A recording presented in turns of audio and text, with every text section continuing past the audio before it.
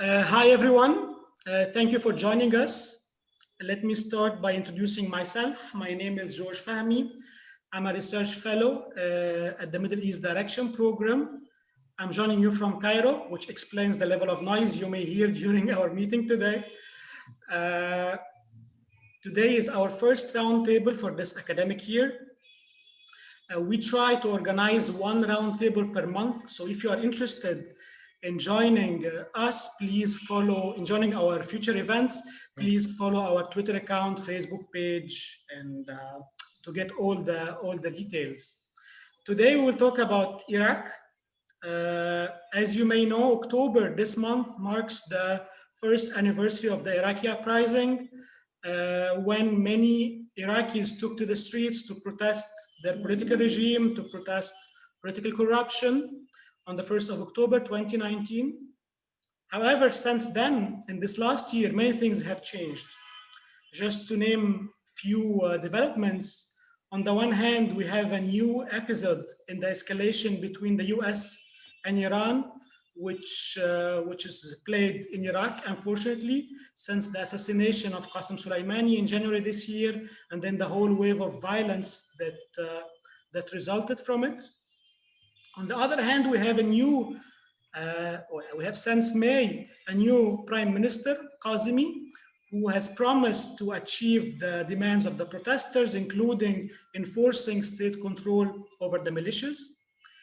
And I guess now it's practically impossible to talk about any topic without bringing the issue of COVID-19. Iraq too has witnessed a wave of COVID-19, which exposed the weakness of state institutions and showed that it still needs the support of non-state actors, including militias themselves, to help in addressing this challenge. So this is just few developments. But to discuss these points and more, we have two great speakers. First, Rudolf. She's been traveling all over the MENA region since she was born, I guess, from Yemen to Lebanon to Tunisia, and now she focuses on Iraq. Ina's doing her PhD at King's College, and she's interested in the relation between the Iraqi state and the non-state armed groups, militias. And our second speaker is Tamer Badawi. Tamer is most probably the only Egyptian I know who works on Iraq. And I'm always fascinated by his stories when he goes to the field, meeting people. So with Tamer, you need to follow his research work, but also you need to follow his Instagram page, because he has always fascinating, amazing pictures of Iraq, of Iran. It's equally important to follow them. Tamer got his MA from the CEU in Budapest before it moved to Austria. He's affiliated with the Middle East Direction, of course, but he's also affiliated with the Sharq Forum in Istanbul, and he writes for Carnegie Middle East Center and many other platforms. Ina and Tamer recently published two interesting pieces, which I would really recommend you to read. Ina published with ISPI a very interesting article on the US-Iraq strategic dialogue. That was last month by ISPI. And Tamer published also a very interesting article with Carnegie Middle East Center on the new Prime Minister Kadhimi and his political agenda and his attempt to ensure control over militias. Anyway, I guess I will stop here. You have all the rules concerning how to ask a question, when to ask a question, where to write your name. You will find it in the general chat. We will start first by Ina and then Tamer, and for each speaker we will have 20 minutes, and then we open the floor for discussions and comments. Ina, you have the floor for 20 minutes. Thank you, George. Thank you very much for initiating such a timely discussion. And as Tamer will be later summarizing in great detail the structural limitations to Al-Kadhimi's approach, which I would humbly maybe frame as an incremental containment, let me jump directly to what you asked me to talk about. And this is how the more recent tensions between the US and Iran have played with the dynamics on the ground, and specifically to which extent the institution of the PMU has been used or deployed as a bargaining chip. So despite the, I would rather say, friendly and cooperative spirit, which we witnessed during Al-Kadhimi's visit to Washington, the latest statements of Secretary of State Mike Pompeo for closing the US embassy in Baghdad have demonstrated that the patience of the Trump administration, also shortly before a critical election period, has been running critically low. So indeed, even though Kadhimi on multiple approaches and media appearances had been vouching to contain, to tackle this malign influence of rogue militia elements, he doesn't refer to them as members of the PMU. That's also a very important differentiation. He speaks of facile, of armed factions. During the protest movement, we also had a different term, taraf al-Thalith, like a third side, without really specifying who is behind that. His endeavors have failed to address both the legitimate concerns of Iraq's international partners, but also the mounting frustration of the Iraqi streets regarding the involvement of such factions in the violent crackdown of the Iraqi protest movement. So what we have witnessed so far is that diplomatic missions and also logistical convoys have become increasingly exposed to assaults, and also all sorts of political activists' critiques of these groups and peaceful demonstrators have been intimidated, and also, as we saw 3 months ago in the brutal assassination of Hisham al-Hashimi, have been put under the ground, so to say. So though to design or to implement, I would rather say, a coherent and efficient approach of containing these groups, I would argue that we first need to understand what are their stakes in the game, what do they stand to lose, like within the domestic context, and how are they embedded within this UN-Iran crossfire currently taking place on Iraqi soil. So I would proceed by taking a closer look how 3 factors have reshuffled the cards on the ground, with those 3 factors being first the assassination of Abu Mahdi al-Muhandis and Qasem Soleimani, second, the maximum pressure campaign adopted by the US administration vis-a-vis both Iran, but also its embedded proteges within the region. And third, the very interesting appointment of a prime minister who was a former intelligence chief, Al-Kadhimi, and who also has a popular support base due to being associated with the image of a defender of Iraqi national interests, like the image of a patriotic, of an Iraqi first politician. So I have argued in a previous piece looking at mobilization techniques after the assassination of al-Muhandis, that the elimination of these 2 iconic figures for the Islamic resistance movement, Qasem Soleimani and Abu Mahdi al-Muhandis, formerly deputy chairman of the PMU Commission, and after the restructuring process, chief of staff of the PMU, that this event has sort of thrown specifically the Iran-aligned or resistance-leaning camp into an orientation or an identity crisis.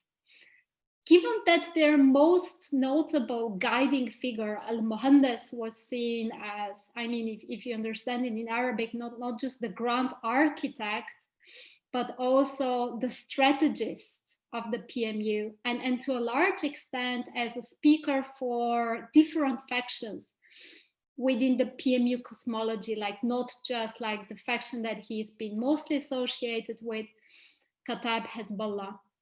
So with him being eliminated on Iraqi sovereign territory, like at the Iraqi airport, factions that were from the beginning less convinced of his approach, that was pushing the PMU towards more state institutionalization, became more vocal. And why? Because they started questioning that affiliation with the state-sanctioned PMU Commission as a state-recognized body can indeed serve as a viable insurance policy, or that it can protect them from external targeting. So what we started seeing on the ground after this assassination is that their US rhetoric took on a whole different dimension. They became outsourcing, I would say, the responsibility to resist, but also to avenge, to other less institutionalized or less known labels.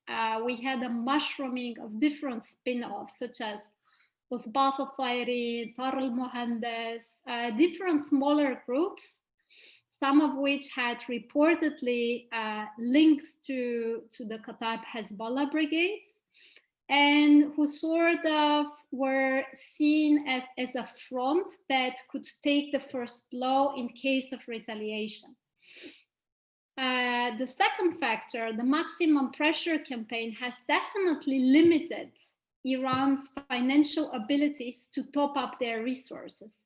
And this circumstance has made the salaries for fighters allocated through the PMU official budget one of the most important, and I would like to emphasize this word, legitimate sources of cash inflow for those groups. So this variable explains to an extent the importance of preserving their presence within the PMU, and without jeopardizing this, I define it in academic terms as a working relationship with the host bureaucracy. The third factor, the appointment of Al-Kadhimi, was also a curious case because it happened in spite of the very strong objections and concerns and resistance voiced by Kataib Hezbollah. So to an extent, his successful naming as prime minister illuminated the constraints or the limits of power of Kataib Hezbollah, because despite their leverage within the PMU Commission, they control various key domains within the PMU paramilitary structure. They did not succeed in mobilizing support for their defamation campaign against the figure of Al-Kadhimi and against the Iraqi National Intelligence Agency. And why? Because Tamer also knows, he has conducted also field work in Iraq and has spoken with a lot of representatives of the Hashd. For them, it was part of the official narrative of the organization to equate Hashd al-Shabi with the Iraqi army, with the counterterrorism services, and also like with the federal police. Like they tried to emphasize that the Hashd is an integral component of the Iraqi security forces. Now, even like with having speeches of Abu Mahdi al-Muhandis saying that the Hashd is one of the main pillars, together with like the intelligence service, together with the CTS, with the army, for upholding Iraqi sovereignty, they could not afford to endorse such a defamation campaign against one of those main pillars. So They formally distanced themselves also from the accusations of Kataib Hezbollah against the prime minister, who was accused or who had allegedly been involved in the assassination attempt against al-Mohandes. And secondly, despite managing to assert their, let's say, most preferred candidate, Abu Fadak, as the new chief of staff, as al-Mohandes' successor, they failed to prevent the power equilibrium within the PMU from collapsing. So what happened after Abu Fadak was named successor? We had the so-called shrine factions, or al-Hashd al-Marja'i, connected with Iraq's religious establishment and also with the figure of Grand Ayatollah Sayyid al-Sistani. First, they rejected the appointment of Abu Fadak, and second, they announced their will to explore a different institutional path. So this threat of alienating further elements of the paramilitary structure, I would say, have to an extent sensitized the Iran-aligned camp, or those perceived as Iran stooges, to the side effects of disintegration. Therefore, I think even the most recent statement, and Tamer and I were discussing this previously, and I think also on Twitter today, even this most recent statement by Kataib Hezbollah spokesperson for a conditional truce should be read through the prism of like these domestic agendas, interests, and constraints for Kataib Hezbollah, rather than through the lens of a hierarchical proxy sponsor relationship with Iran.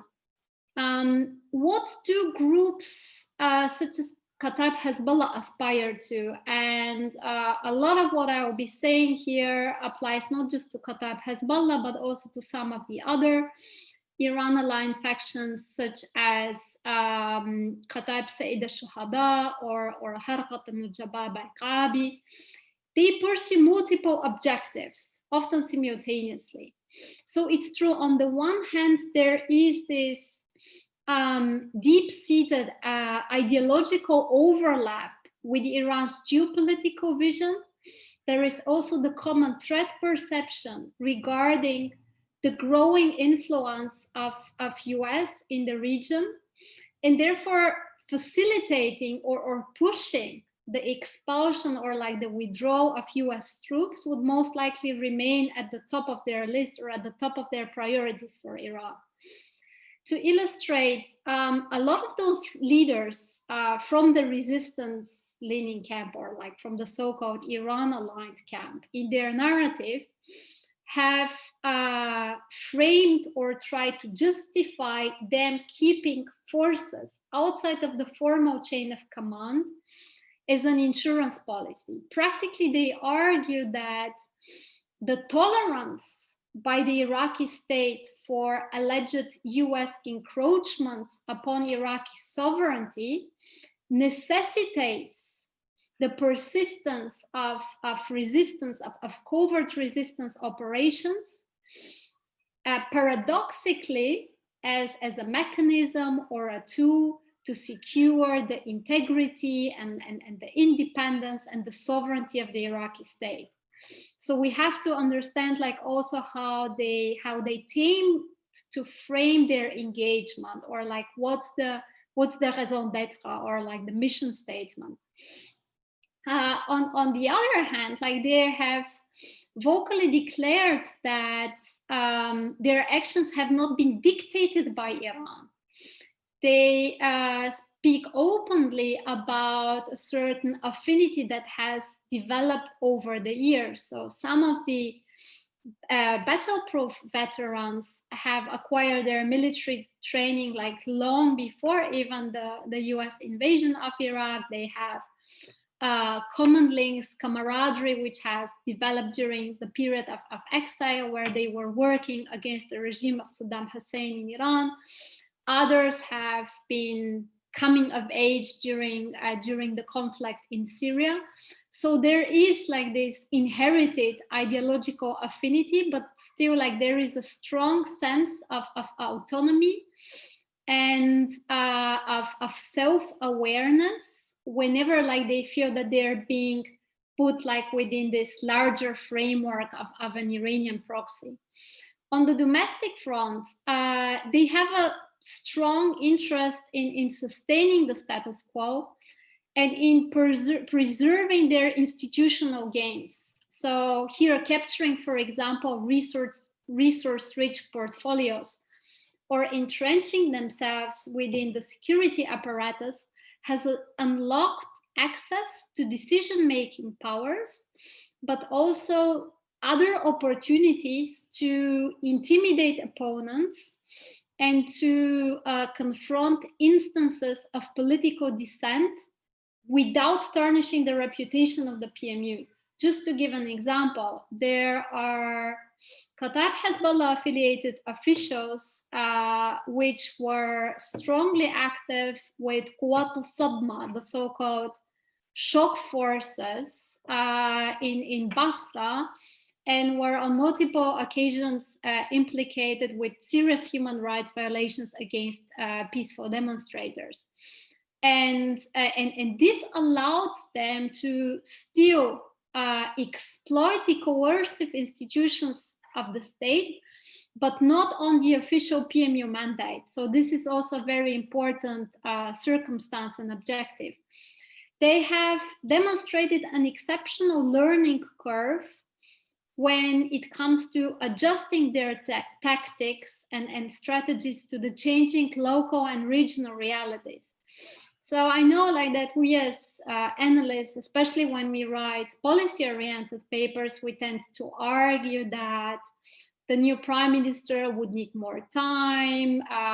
We need, let's say, a completely like different period to be able to introduce, implement reforms, but we also have to keep in mind that the groups are learning as well. If we are learning how to introduce reforms, they would also learn how to adapt their behavior. So they have managed to expand a network of sympathizers or self-driven proteges all across the legislature, the executive, and the judiciary. So on the one hand, they would try to preserve their control over key areas or key domains of the PMU structure. And on the other hand, they would keep exploring other mechanisms of exerting power or influence over the decision-making process. Just to give another example, there was once again a Kataib Hezbollah affiliated official who was encouraged to contest the post of Baghdad governor, but not as a Kataib Hezbollah candidate, rather on the list of Nouri al-Maliki's Dawlat al-Qanun. So this sort of sensitizes us to the varying degrees of plausible deniability that they take advantage of to pursue their interests and their agendas. Keeping an affiliation with the PMU Commission also allows them to keep up their profit generation schemes under the cloak or like under the veneer of legality of the paramilitary umbrella. And this is where, in my perception, it gets trickier and we come to see the behavioral constraints for these groups. Because to argue that they are still affiliated with the PMU as a state-recognized structure or umbrella, one that was also publicly endorsed by the new prime minister in an official meeting in May, they have to keep in mind or remind themselves of the three most important sources of legitimacy for the Hashd. And Hashd representatives always mention these three sources of legitimacy in interviews. The first is the fatwa of Ayatollah Saeed al-Sistani. The second is the legal rational dimension, if we speak in more Weberian terms, coming through the Hashd law. that was passed by Parliament in 2016. And the third is very much connected with the name Hashd al-Sha'bi. It's their popular legitimacy or their symbolic power, the love of the street for the sacrifices of like these young volunteers who risked their lives or donated their lives to free the homeland and to fight against the terrorist phenomenon of the Islamic State. So on the first point, a religious legitimacy would be very difficult to sustain without the so-called shrine factions or factions aligned with Ayatollah Sayyid Sistani. Also, in more recent meetings, Sistani once again reiterated his full support for any government efforts to restore the state's monopoly on violence and to prevent like such elements from pursuing, let's say, an autonomous presence or agenda outside of the control of the state. Second, regarding their legal affiliation or recognition, after the meeting with Prime Minister Al-Kadhimi in May, it became very clear that he encouraged them and sort of like pressured them through a sticks and carrots approach to make their allegiances very clear, and Tamer would be speaking more about that point, but he hinted that it's in their hands and that they should take ownership over the process of restoring the prestige of the institution of the PMU. And my last point is the reputational damages. The damages suffered by the PMU as a label in the course of certain armed factions with presence of within the PMU being implicated or accused of having exerted violence against peaceful demonstrators and sort of like having turned against like their popular support base or like their popular grassroots. In my opinion, all these factors combined explain indeed why the recent statement about a conditional truce was put in a language that explained that any threat by the US administration to shut down the embassy makes things trickier for them or calls for action or for measures to cool down like the situation. But still, if we look at the statements, the Kataib Hezbollah official has articulated in a way that allows to claim a face-saving option. They don't want to be seen as someone who is pressured into a corner or as someone who is currently admitting defeat. The statement spoke of a conditional truce and of their, let's say, generosity or largesse to accept willingly the retreat of US troops. They didn't name any concrete, let's say, time framework.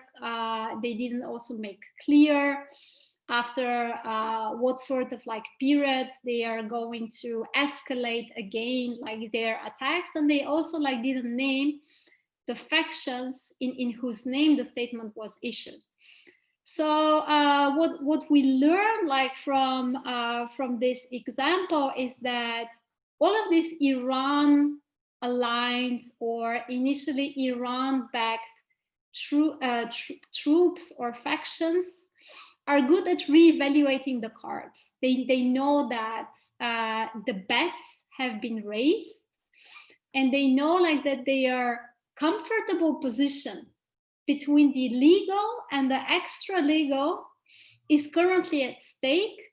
And this is exactly like what they are trying to salvage in order to be able to exploit all these emotional, cultural, but also domestic side effects of any possible escalation between US and Iran on Iraqi soil. Thank you very much. Thank you very much, Ina, for this very interesting presentation. I think now we move directly to Tamer. Tamer, you have 20 minutes. Oh, okay. Am I unmuted now? Sorry.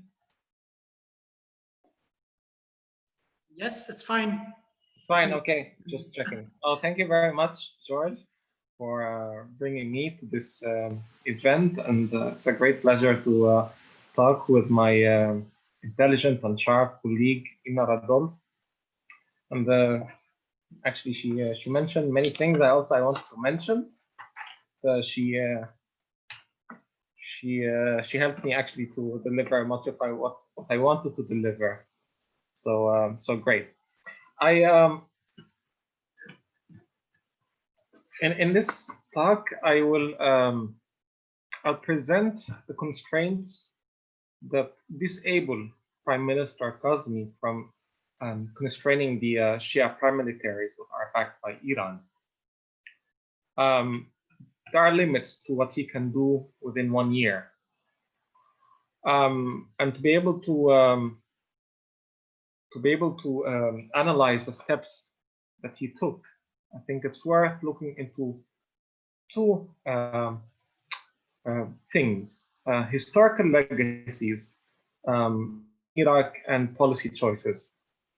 There are four important historical legacies that decide what can be done within this year, and also policy choices that are basically the geopolitical orientations of existing actors, including Prime Minister Kadhimi and the paramilitaries that he's trying to confront, and also Iran that is backing these paramilitaries.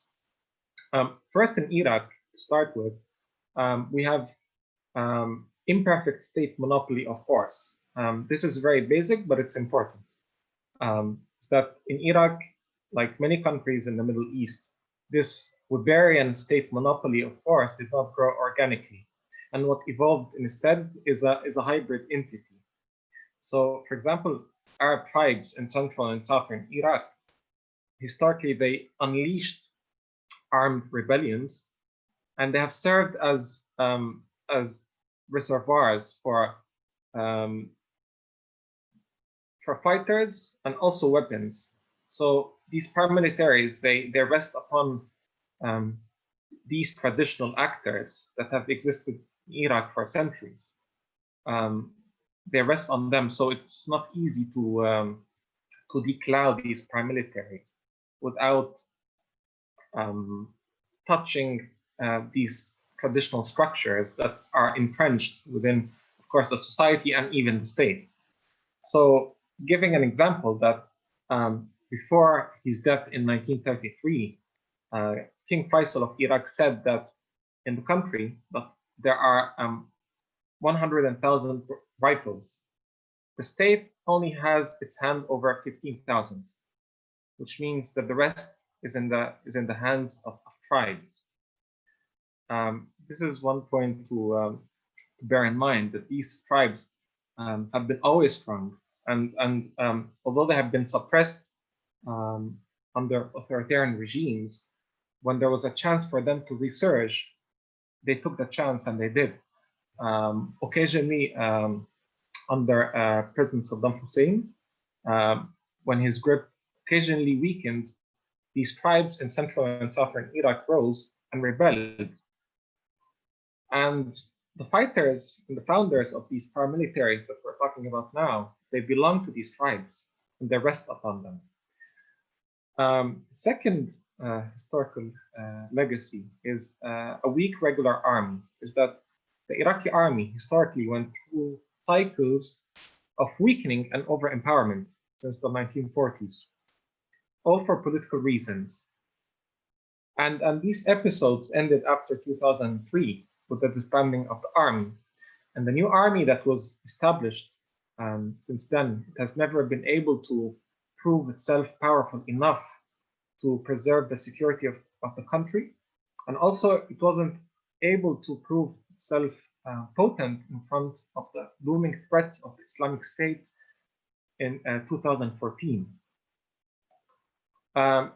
Third point is that the current conflict between Prime Minister Al-Kadhimi and the axis of resistance paramilitaries, also the conflict between Prime Minister Haidar al-Abadi, the one before Adel Mahdi, the conflict between al-Abadi and also the paramilitaries, I think it's an embodiment of a traditional urban rural division or urban tribal division. Is that I think similar to the 1920 revolution in Iraq. We had elites that were anti-British, that were rural and tribal, and we had elites in Baghdad that were positive about Western influence and were more into model of a nation state under British support or control or protection. These tribal actors that instigated the 1920 revolution, they believed more in transnational religious links.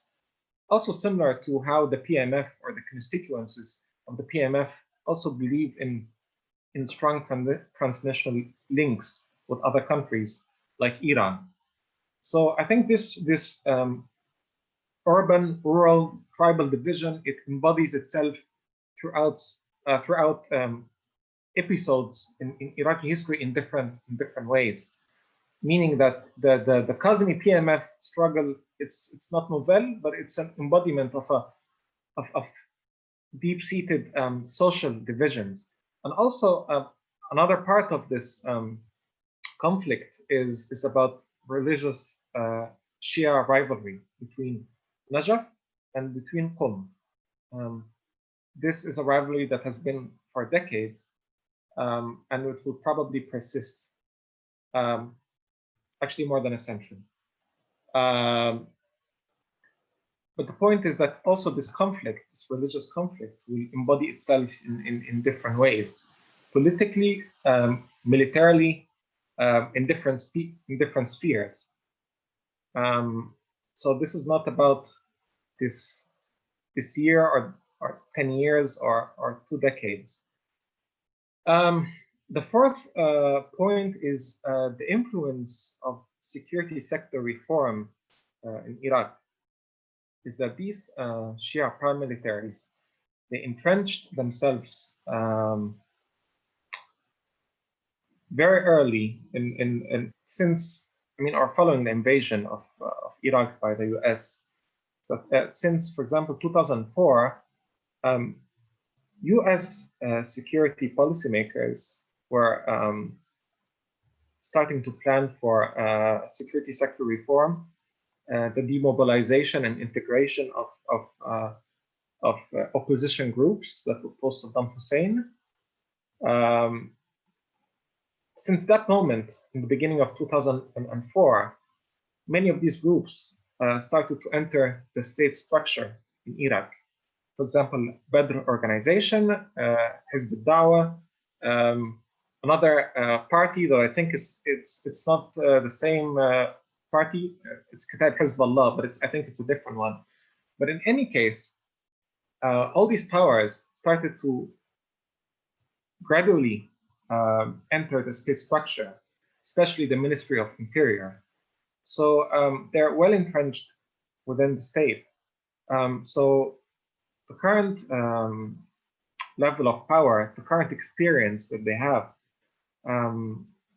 it would not have been possible without this long-term entrenchment. Even their ability to constitute a body like the PMF, the Popular Mobilization Forces, it wouldn't have been possible without the experience I think they had in the Interior Ministry, because the Popular Mobilization Forces, the backbone of it is the Badr organization, and the Badr organization for many years has been in control of the Interior Ministry. So I think these 4 points, again, the imperfect state, monopoly of force, and to the weak regular army in Iraq and the historical, social, and religious divisions, and for the influential security sector reform legacy, I think these are important to understand what's happening now, and to understand that it's not easy for Kadhimi in 1 year to overcome these 4 legacies. Also, we have one very influential geopolitical trend that is long-term, the US-Iran regional conflict. Is that the rise of militancy beyond state control in Iraq is inextricably linked with the US-Iran geopolitical conflict. And Iran's forward defense doctrine, according to which Iran attempts to counter perceived threats abroad before they arrive home, this is key to this militancy also phenomenon that we have in Iraq, that Iran uses Shia paramilitaries as a tool to counter threats by bankrolling them, arming them, training them. That does not literally mean that they're a tool. I mean, Inna explained truly that these are actors that look eye to eye with Iran. They're not proxies in a simple way. Rather, they have their own interests and they have their own approach. They might agree with Iran, they might disagree.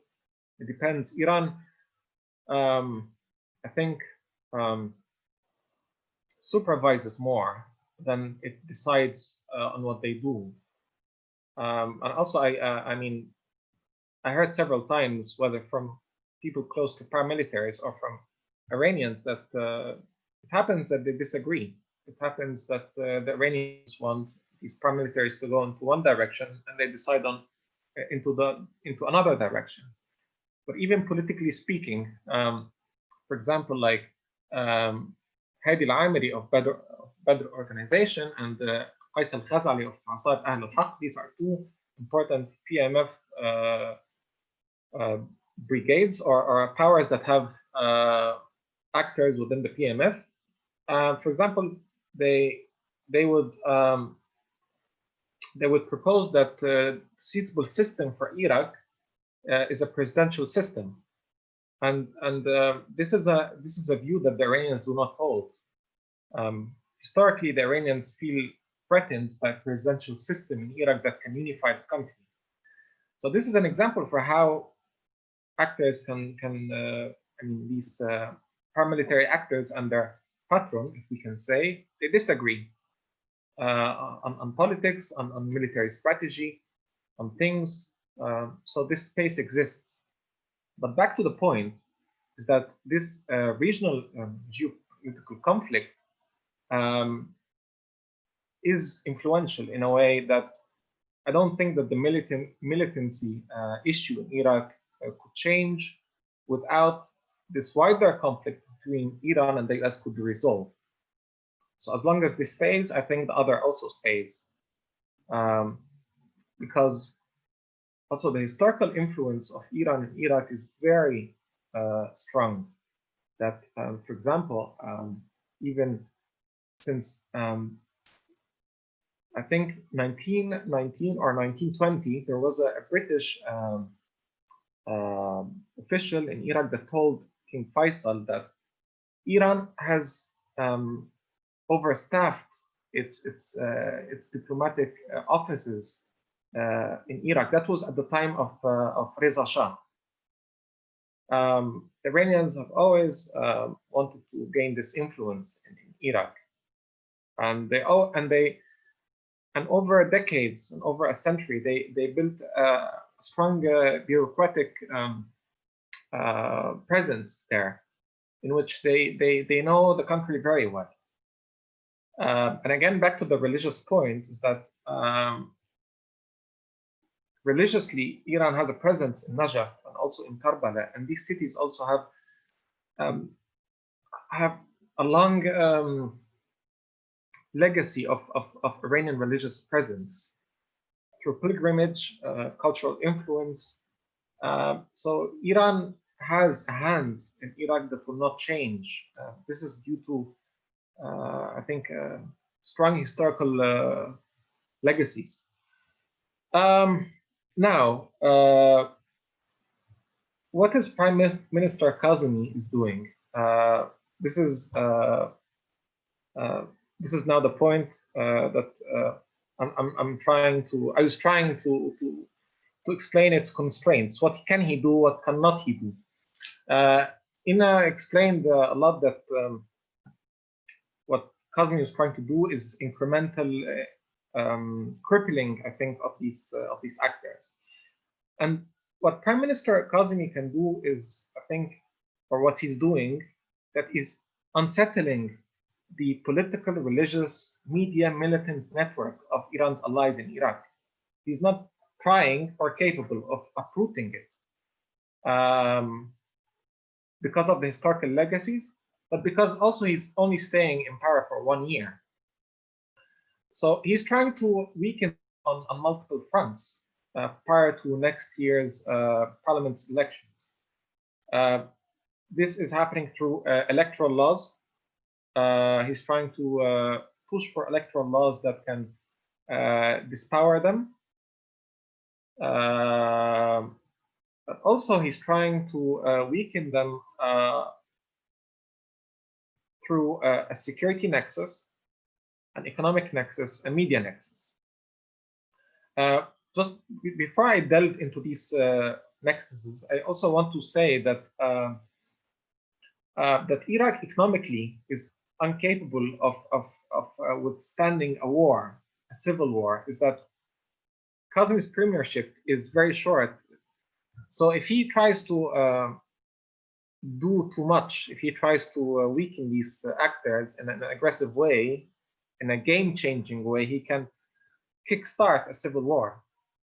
Iraq is far from able to withstand such a war. When Prime Minister Nouri al-Maliki in 2007, 2008, 2009, when he tried to cripple the Sadrist movement, the Mahdi army, at the time Iraq was economically in a much better situation, physically speaking. The price of oil was, I think, over the 100. Now the price of oil is plummeting, and Iraq has very little revenues to be able to function as a normal state. So, so economically speaking, Iraq cannot withstand such a big conflict, and he realizes this, and he also realizes, I think, that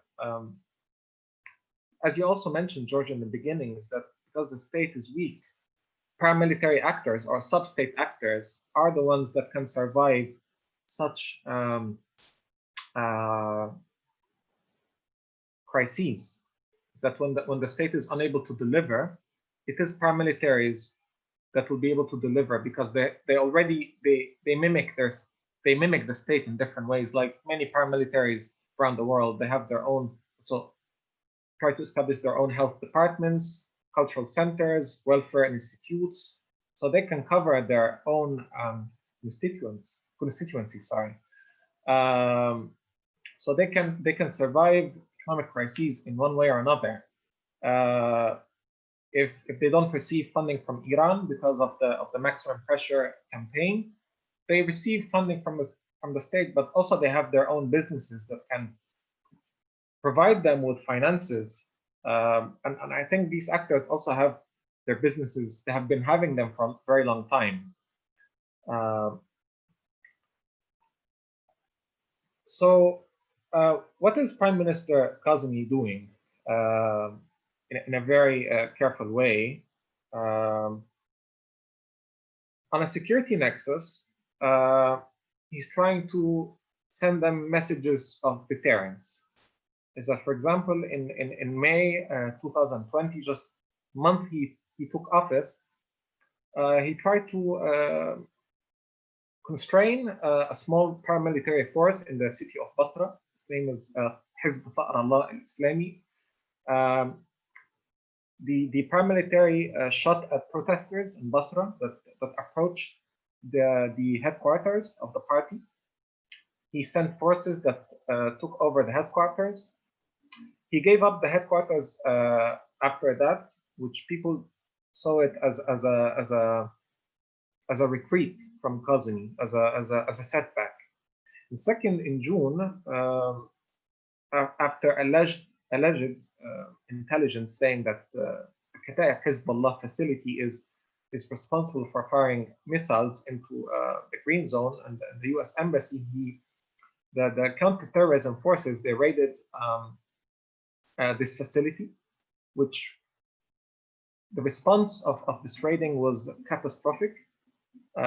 That from within the Green Zone and from out the Green Zone, Kataib Hezbollah sent convoys that surrounded the residence of Prime Minister Kadhimi, and also they laid siege to two buildings, two for the counterterrorism forces, as far as I know, the main headquarters and another one, a secondary one.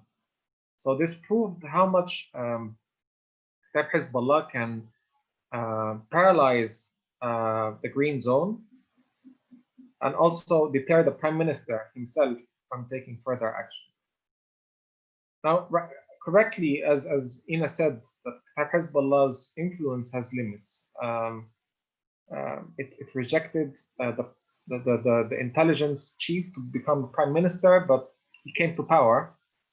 But however, Kataib Hezbollah tries to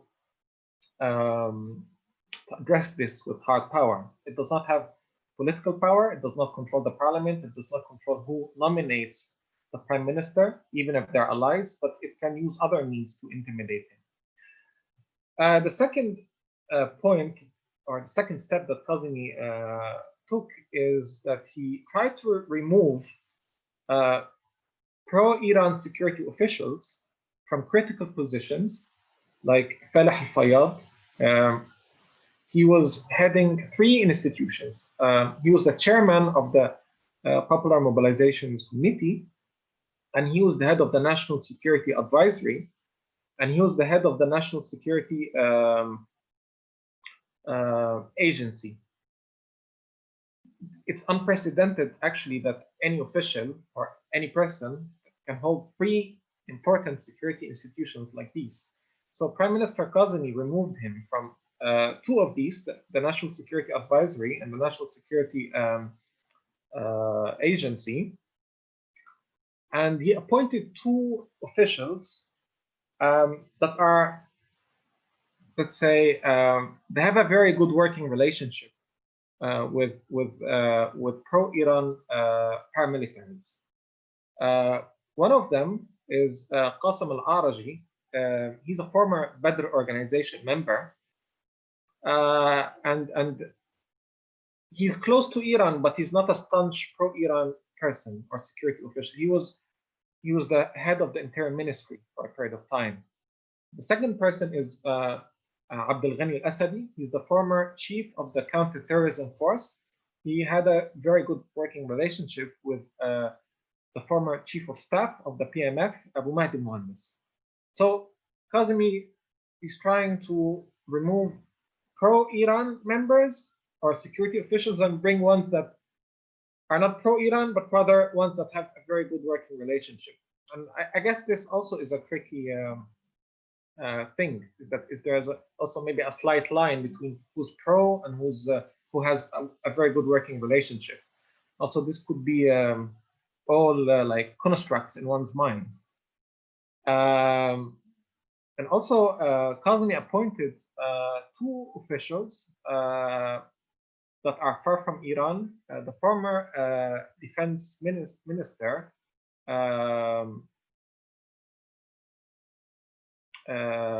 Khalid al-Arbeidi, he became the head of operations in the Iraqi intelligence. This is a department that runs the day-to-day affairs of the intelligence. And also he appointed another